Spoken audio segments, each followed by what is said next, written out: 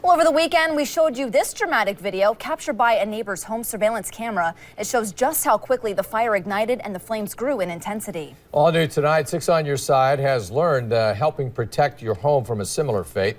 The homeowners tell us that they learned the fire started 10 hours after a cigar was supposedly extinguished in a flower pot. So how likely is this to happen at your home? 6 News' Liliana Pearson took on the investigation. Liliana, what's so dangerous about the potting soil that we're using at home?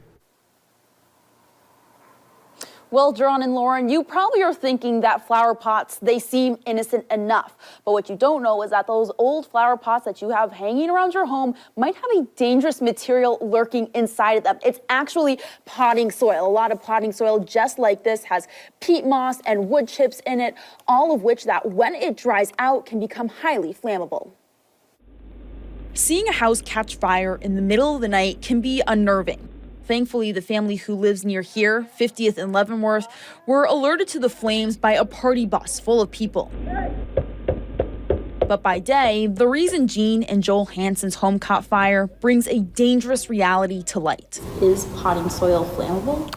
So it is combustible, some of the potting soil, because it has some of the different, how the potting soil is made up. There's some kind of other flammable or combustible material that's in it. Battalion Chief Scott Fitzpatrick with the Omaha Fire Department says the issue with potting soil is the materials inside the bag smolder.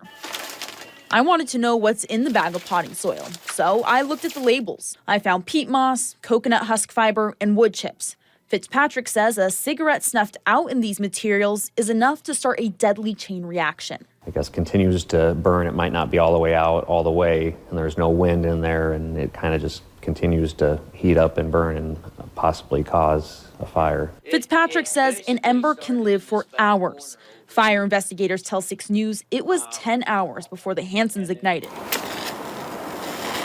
We tried it, a little potting soil from an old pot, and one open flame later, we had an ember. This tiny glow has the same power as the one that engulfed the Hansens' porch. You just think it's dirt and, you know, nothing any different, and putting it out in there would be fine, but evidently not.